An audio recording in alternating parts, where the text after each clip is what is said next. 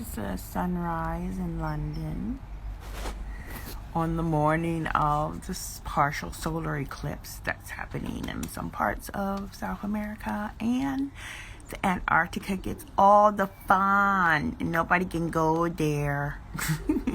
Hello, Birth Temple and Seychelles.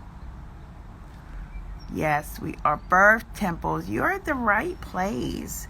Aloha 777. Hello. Since 1,000 years, the alignments have been like this. And they won't be that for another 500 years. That's right. Hello, Lady Erica. Yes, hello. So this is my sunrise through the tree, which we're grateful for, of course. Whatever we can get some sun in London, it's all good. I did miss seeing Jupiter and Venus, but I've seen them the other mornings. Oh, thank you, 777. Oh, you're in Australia. Oh, you guys saw the eclipse. I saw it. I put it on my app. Yeah, you could see it better in Australia. Cool. So, yeah, it's so key. Birth temple's name, because we're going to talk a little bit about Sataris. And you probably never heard of Sataris. It's because I created that word, like people create words like Benifer. And I don't know who else they did. Kim Ye. That didn't last long. But, yeah. And why do we do that? And why is it important? And why is this energy different than looking at them separately? Okay. Okay, so I'm not going to make it so long. I get kind of emotional and all that.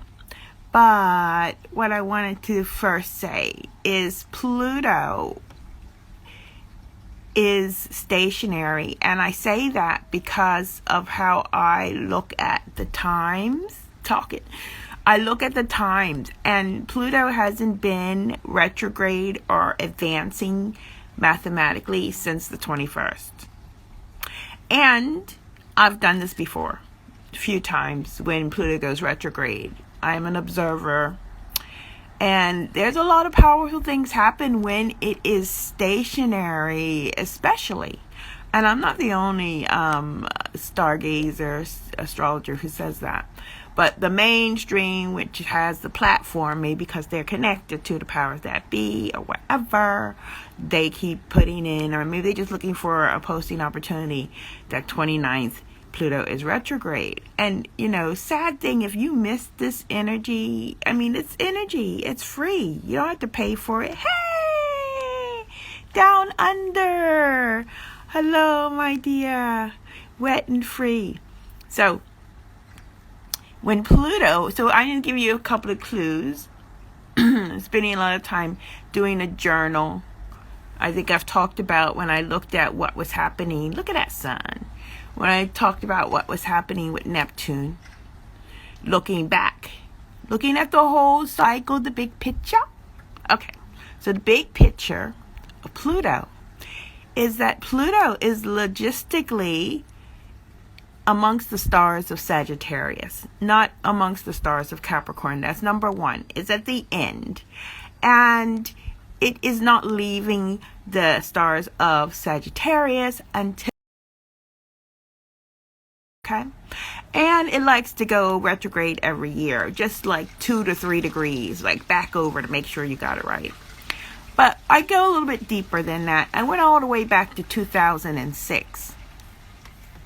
And in 2006, Jack Dorsey of Twitter, who made the Twitter, or so they say made the Twitter, hi Linda, gave his first tweet on the 17th of February, to be exact. And now, that was at the beginning when Pluto entered Sagittarius. And now, as Pluto is preparing to leave Sagittarius, it is at the next to the last degree now. It's at 32 degrees. There's 33 degrees in Sagittarius. And it's going to go back to 30 on my ascendant. And then it's going to go back again. And finally, it's going to leave on 2024. But before it leaves, and you can look any astrology method, before these heavenly bodies leave where the energies that they've been in, believe me, you're going to feel a change. And why it's so important to know this is because Pluto takes 284 years to come around your sky. And so you kind of want to not miss this wherever it is in your sky. I say sky instead of natal chart because its natal chart doesn't feel living to me. So what correlation can we make to Elon Musk at the end of Pluto's transit in Sagittarius? Right? What can we do with that information? At the beginning of Pluto going into Sagittarius is the beginning of Pluto, of Twitter, and at the end it's bought by Elon Musk. Now, I'm not a fan of Elon Musk. I looked at this chart. I saw what I had to see. And, don't judge people by what they say. Judge them by what they do. Okay? So, looking at that, there's a really deep discussion that I'm having with my community who has to move because, unfortunately, that app failed us. We have another one that we're trying, but we can only have 100 people in there. And that's for the people who have the calendar from us, which is just 11 pounds a month, which is like $14 a month for bi-weekly podcasts and a calendar that tells you when every heavenly body goes into a constellation, especially the moon. And then there's a color-coded month at advance calendar where you can see from across the room what elements the moon is in and where the sun is, and where the sun and the moon meet, new moon and full moon and stuff like that. And when Mercury's retrograde, Mercury's in the shadow period now, when it's shadow, when it's retrograde, when it's direct, when it's out of the shadow period, we put that in as well. And when Pluto is shadowing, or we don't do shadowing because it shadows forever. We do the stationary, and when it actually goes retrograde, which is not going to be till May. Okay, but don't worry about the present moment. What's it doing now? Right now it's stationary, and a lot of stuff is happening. Don't look here. Look at the Johnny Depp trial. Don't look at the Johnny Depp trial. I was like, posse. But, I listened to somebody yesterday, and, I struggle, trying to be empathetic to where we are now with people not following the living sky and posting and saying that the sun is in Taurus when it's not, and creating energy and focus on this. So why is this important? So I'm going to leave, if you want to, be a part of the calendar and have some deep discussions, and even have an almanac which details Neptune's powerful movements and Jupiter's powerful movements and Pluto's powerful movement, reach out to me in the DM. So otherwise, I'm going to talk about my title, which is why the energies are different from Taurus and Centaurs. Now, first, Centaurs, like I said, cool. The Centaurs, like I said, cool 77 office, is the fact it's connected to the stars, which is what astrology means. So today, the brightest star of Aries, Hamal, is aligned with our sun from one side, from the top, and directly alignment in the bottom is the head of Cetus, the star Menkar, and it is also aligned. Do you guys see the man in the tree with his arms out? With a beard, with like a flat haircut, and just the chest? I used to read clouds anyway. Don't mean to distract you. Okay, and what we've discovered is that Cetus is a true energy that helps a lot of people wake up that energy, because the more energies and the more dots you can connect, the better you can use these energies. When you ignore these stars, when you ignore the exchange of energy, you cannot use that energy, okay? Or that energy can use you. That's how it works. That's electric. That's why I would spend like a good year or more saying, this is the Cetus and Aries, Cetus and Aries, Cetus and Aries, Cetus and Aries. And I just got tired of saying Cetus and Aries. And with the Skystrologers that are coming, we had a discussion, and we decided, yay, Sagittarius was really powerful. And another reason why Sagittarius is powerful is because Cetus starts amongst the stars of Pisces, and we have a name for that as well, Piscetus. But Cetus has been there, it's like 50 degrees long. So the energies of 50 degrees, right? Yes, you are, you dolphin. Wet and free. Oh, look. You want to hear what I say, you blue jay? Oh, nature in the city. So beautiful. Okay, so yeah, let's get some direct sun. So there's true energies about that. And in my story, there's a woman who had like a talk.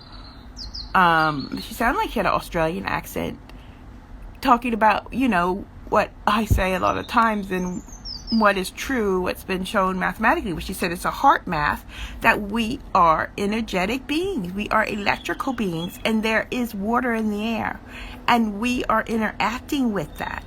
And the sun comes into this. This is all the elements. And when you want to create with all the elements holistically and organically, you can use your voice. You can use your energy. You can use your consciousness, because consciousness is everywhere, to tune into these energies.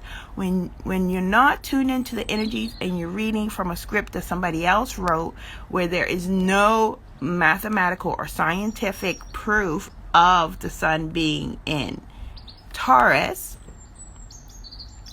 then your energy can be all over the place. You can be easily hijacked, used to look at Johnny Depp, used to look at Netflix, used to be distracted. And that's not why we came here, to be honest. And by saying that the sun, so logistically, what does that mean? The sun and the moon, the no moon moment, are in Taurus. What does that actually mean? Okay, the sun is fire, the moon is water, and Taurus is earth. Okay.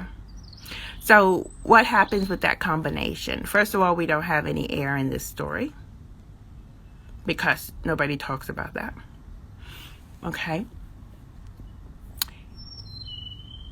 We have a situation where, if you were looking at it, you could say, okay, there's no moon because it's dark, and that's the water part. So the water is not the main thing. The main thing happening is what's happening between Earth and the sun, which is why on solar eclipses, I'm looking at the sun, getting those codes, those pure codes, free of the moon. That's what I do, right? And that's been really powerful for me, feeding my soul, my cells. So what happens when our sun, the fire, is connecting with Earth? Fire and earth are energies that need an alchemist. That's us, the electric being, to act upon. Fires taking action. Okay? So taking action so that it can create something with the earth that it's to its liking, taking lead, turning into gold. Right? Turning into something valuable. So that would be what I would describe the energies of the sun and the moon, the no moon, in Taurus, okay? The sun, which is fire amongst the stars of Taurus. That's that. Oh yeah, I saw a post also. Mercury is supposed to be in Gemini, which is air, which is going home in that case. But in the sky, actually, Mercury has stopped at the Pleiades at the beginning of Taurus. It's in water, and it's connected to air and earth. So that's maybe where the air and earth energies are, and the water of the Pleiades, right? Because connected to rainfall and ancient practices. That's a more complicated conversation. Or you could say the Pluto retrograde, because Pluto is connected to Scorpio, but it's in fire, so that's the word of fire. But don't you see that if you cannot know what is what, then how are you supposed to energetically work with it? So let me show you a Centaurus. Okay. So first of all, with Centaurus, we have the Aries star Hamal aligning with the sun's energy of Leo.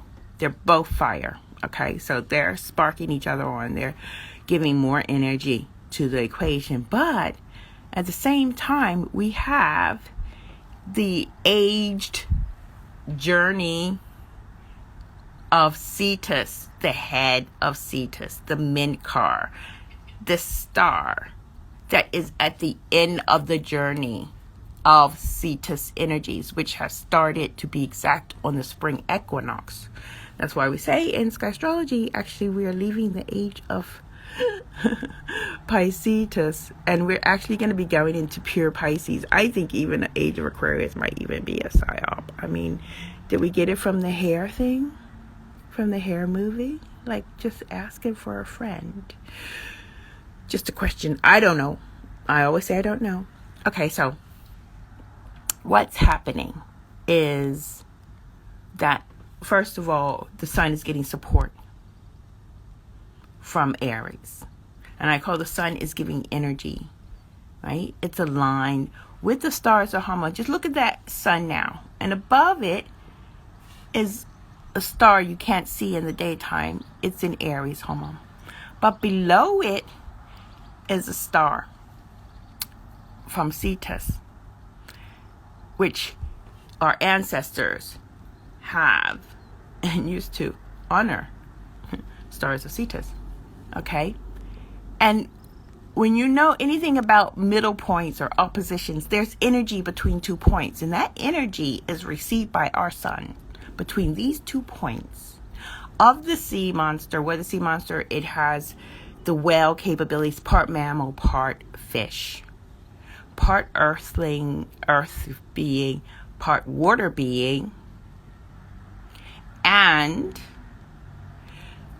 able to move emotions, able to, like what the woman explained, to electrically connect with the waters in the air by movement, like when they flap their tail. When you make a move, when you move and you speak and you do things from a deep emotion, a real emotion that is transformational for your cells, cells. Okay, now this is the difficult part, because Cetus is not a BSer. Cetus has been like in the womb, quiet like a baby, like a fetus, listening to everything, can't see it, doesn't really know about it, but hears everything. And probably has this intuitive feeling something ain't right. Something ain't right. And I talk about this because it's quite controversial. But there's something wrong with the picture now of the journey that we've had. I'm being a bit blinded by the sun, which I love. I can't see your comments so much. But what the reality is, what we've been hearing, what Cetus has been hearing,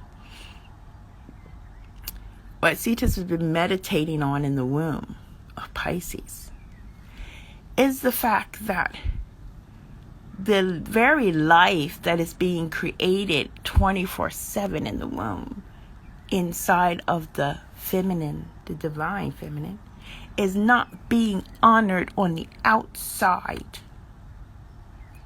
The beauty of life is not and cannot be honored when people allow governments to spend money on products that kill people, period.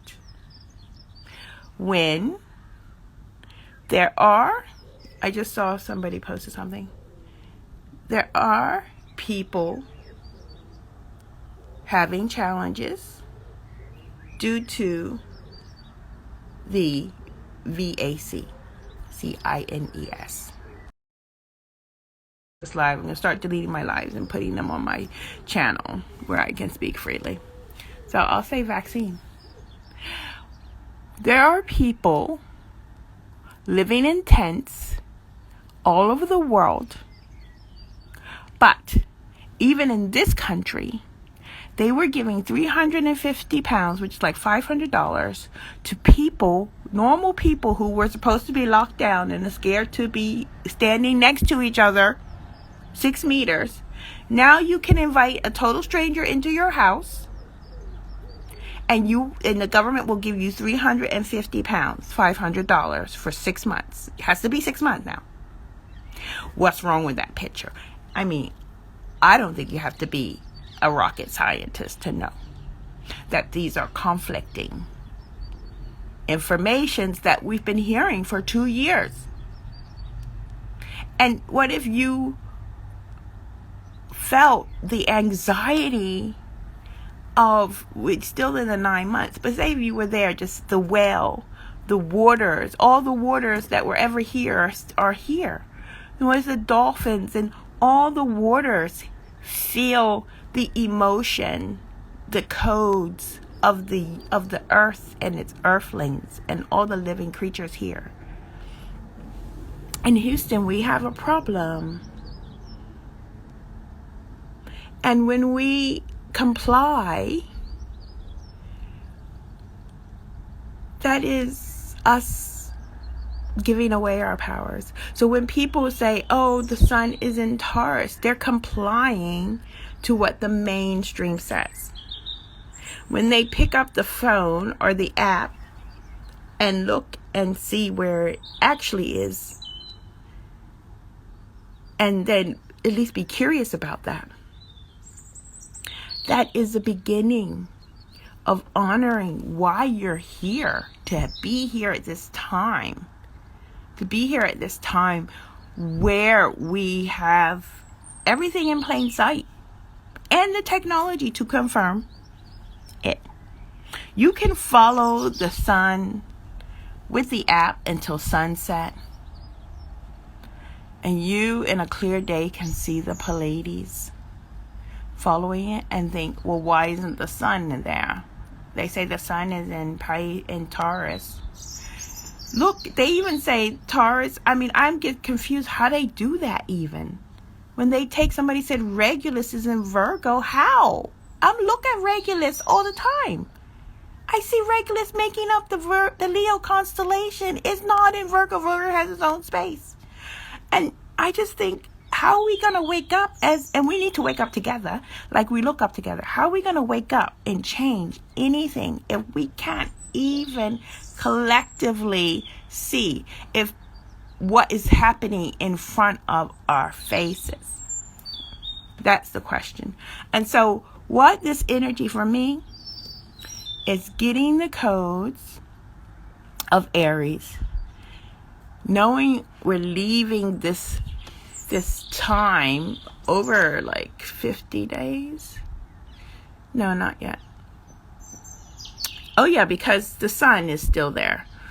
The moon isn't. The moon, it just entered Sagittarius this last night, 23 hours GMT time, and it's going to be there for a couple of days. So this energy for a couple of days as we begin, even lucky for us, it's going to be near the end at the crescent, because the crescent is where the beginning of the cycle begins, about the next sunset, not just sunset, but tomorrow's sunset, if you have a view. So how to use this birth, so we call it fetus, it's being birthed. What are we gonna do? And what clue I get from Mercury and Taurus is to speak from the depths of our soul, from our emotions.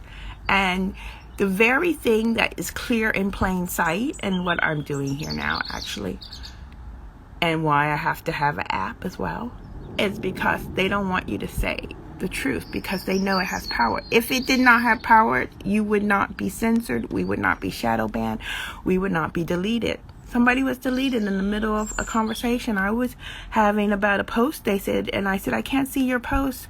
In the DM, they said, oh, wait a second, I'm going to go get it, or retrieve it. And then I looked 5 minutes later, and user had been deleted.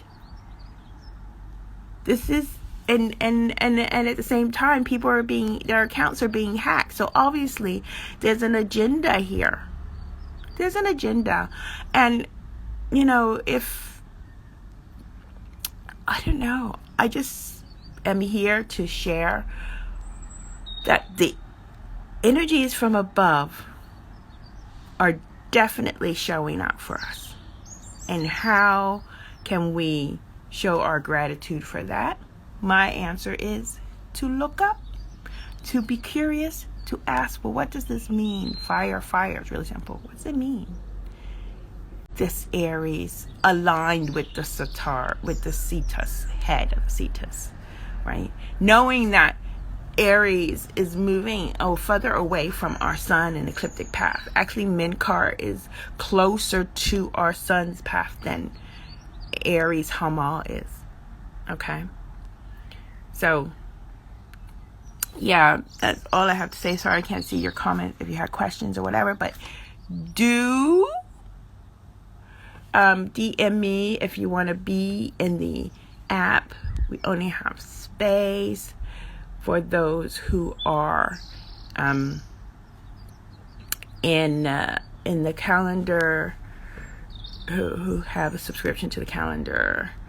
And it is £22 to join. It's for the 2 months, so I can give you everything until the end of June, and then it'll be £33 from the beginning of July for the next 3 months, with 2 private podcasts and access to me and a nice community of peeps sharing information with no censorship.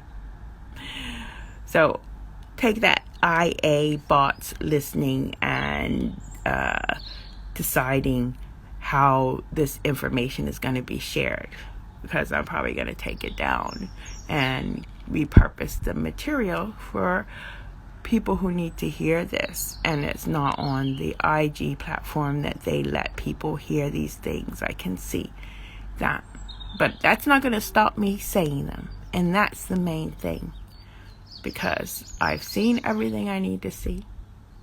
I've been changed by looking at where the stars actually are, and they can't take that away from me or you or anybody. So on this solar no moon moment, I hope you can look up to our sun without any interruption from the moon. Honor its alignment, its abundance between the stars of fire and the grounding, moist.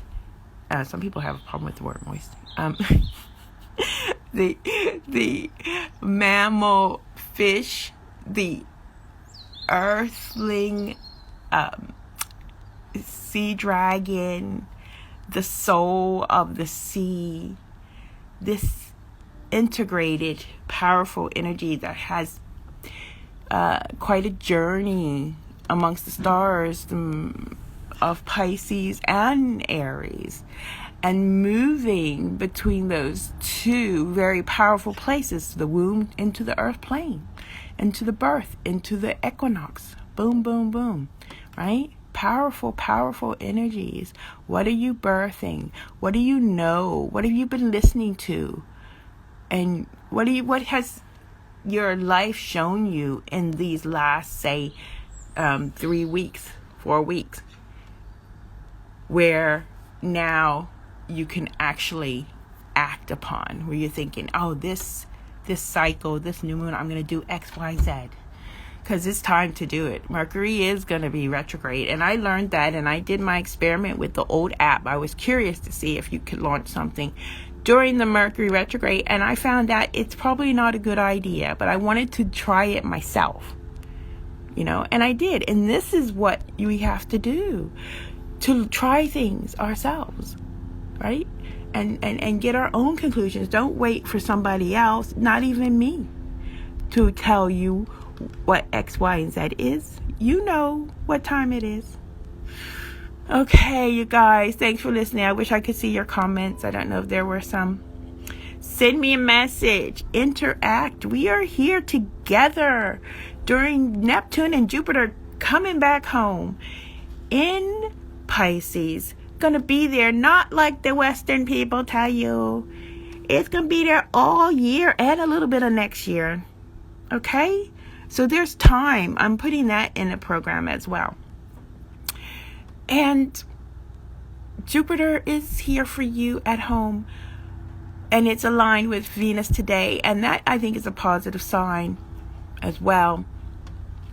And yes, signs, by the way, is as a sign, positive sign. Now the sun is going behind that building, which is quite sad. I have to wait for it to come from behind that building, which is ridiculous. Anyway, I rumbled too long. Thank you. I think somebody else came in. Hi. I can't read it. Somebody with a very long name. I'm blinded by the light, and it's all good. Oh, you're on the beach. Oh, Sima joined. I can see now. So many codes in the sun. Yes, all the time, 24/7. Hey, Jay. Especially I concur that, especially with what I've been experiencing lately. I bet. Here are the two astrologers in the house, Heart of Jade and 77 Nefris, who out of integrity are going towards learning Skystrology. And the next, I have something like a beta test for Western astrologers who have a following to join as Skystrologers in a group setting. And I'm just so touched that people are waking up, and people who understand what it's about to be in service to people, right? So when you're in service to people, you have to investigate. You have to keep your stuff up to date, because you're in service to give the information that is going to help them.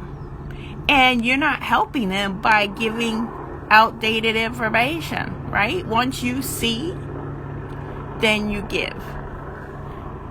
So thank you guys for giving. You're welcome.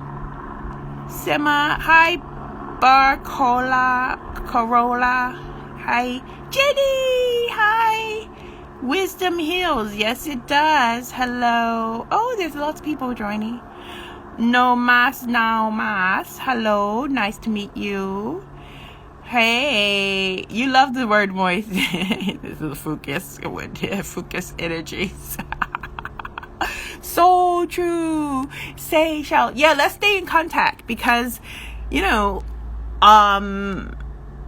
this is the first eclipse, and then we have in 14 days, or actually 16. I don't know how that worked, but on the 15th, 16th, we have another one, and it's really going to be interesting, because it is a full eclipse. This is a partial.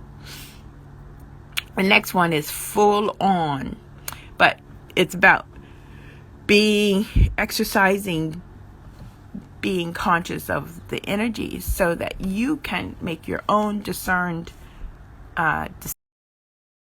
feel into this, right? And block out the noise, because there's a lot of noise there trying to interfere, just like the TV programming and the movies and everything else. There's a lot of that out there because they can't hide the sky and keep you busy looking down and looking there and looking here, right? So yeah, I've said enough. It's 6 or 7 in the morning.